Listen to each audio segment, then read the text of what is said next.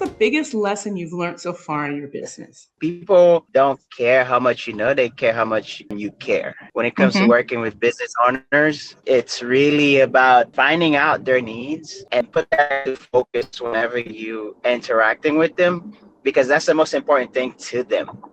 And finding a way to tie that into their current situation and how you can use that to help them. I think that's a really good point. I think what I learned was that people don't want to be talked at; they want to be listened to. So that, I really need to listen to what my customers are saying and try to then meet their needs. Absolutely. We hear all kinds of tricks about how to make a person feel heard, but you also have to follow through so that you remember what you actually heard, right? Making them feel heard in the moment is completely empty if they then realize that you didn't really hear, you just looked interested.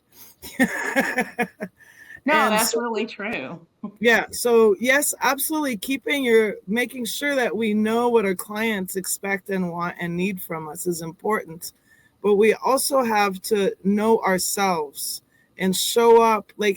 I'm finding, and these younger generations coming into play is making this more and more true. Being who you are is way more important than looking the part. I haven't looked the part in a decade. Nobody cares what I look like anymore. It's amazingly liberating.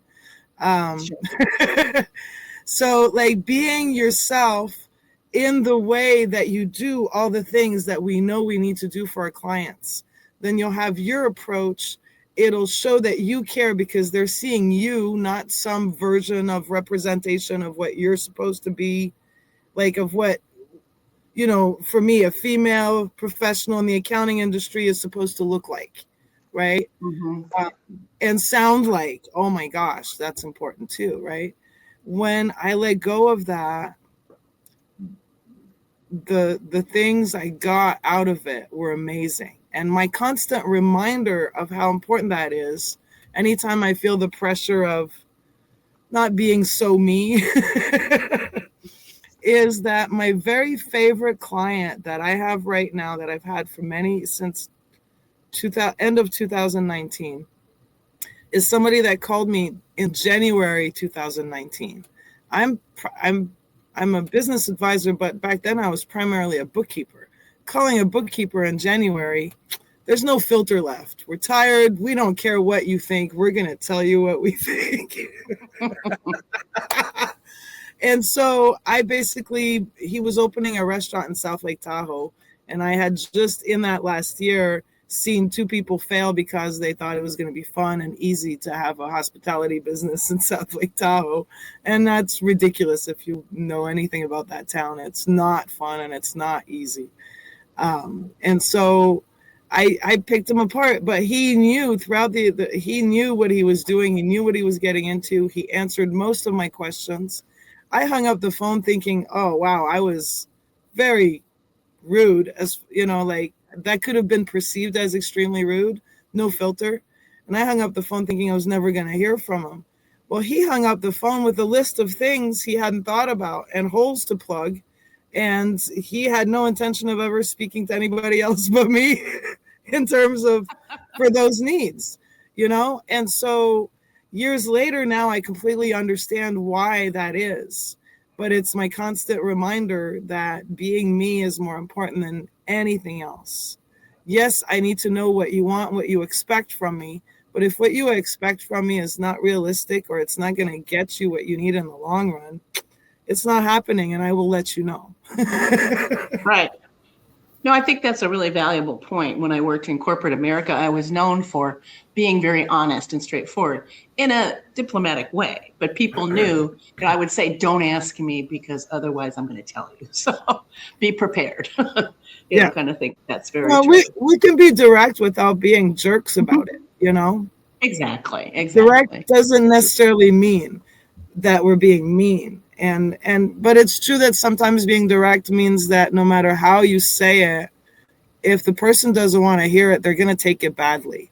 So I take that into account in the sort of ROI calculation of how much effort am I going to put into choosing my words, because right? And under some conditions, no matter how I say it, it's going to get received. And under other conditions, no matter how I say it, it's going to get perceived as an attack. Right. So that's been why, like, I wouldn't qualify my words as diplomatic. Kind, Sure. but honest, yes. Diplomatic, probably not.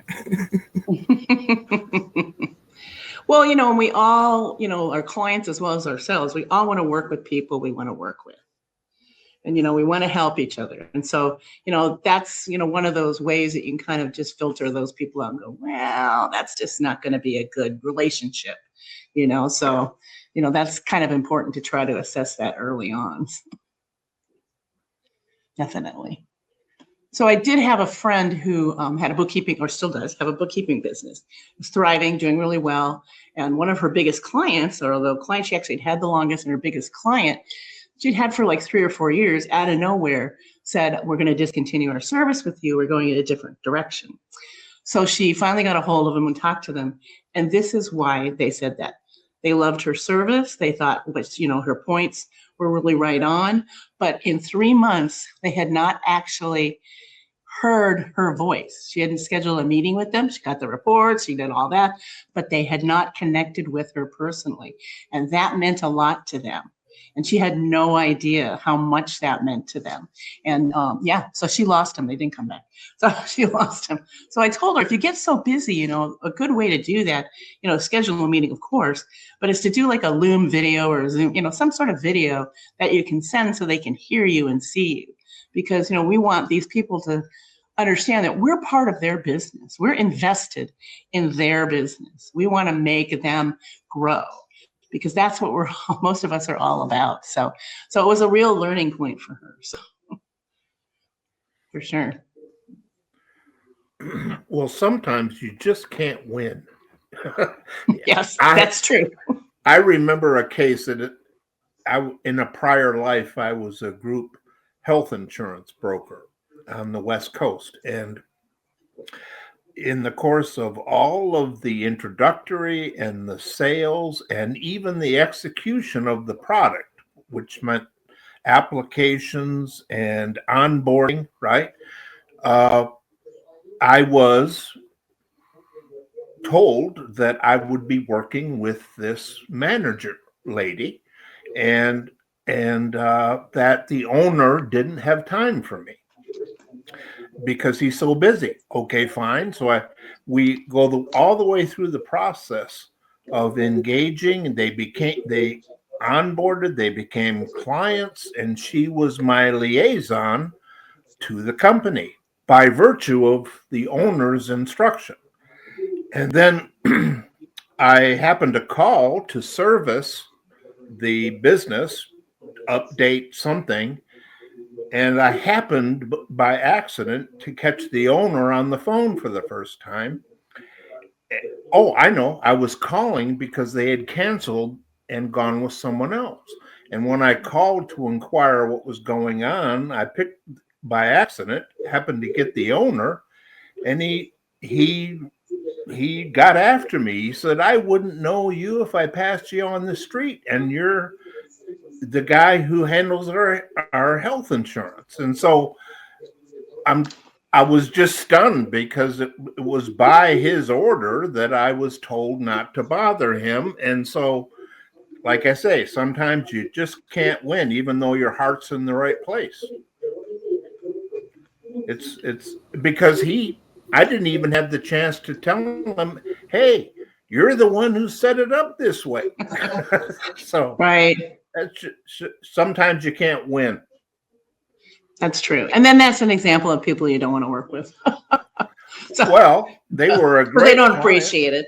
Yeah. No, but he's not. The person you dealt with was wonderful, but yeah. Well, he just forgot. I would have done that's the way it goes sometimes. You just can't. Right. So Steve makes a good point that authenticity is everything in business and in life. I think that's very true. And that kind of supports what Anik says, be yourself. Because if you're yourself, then you can't be anything else but, right? You can't put on airs. You can't be something different. You don't have to think about it. It's like when people lie. It's like, well, don't lie because you can't really remember what you said. You know, it's just much easier to tell the truth. So.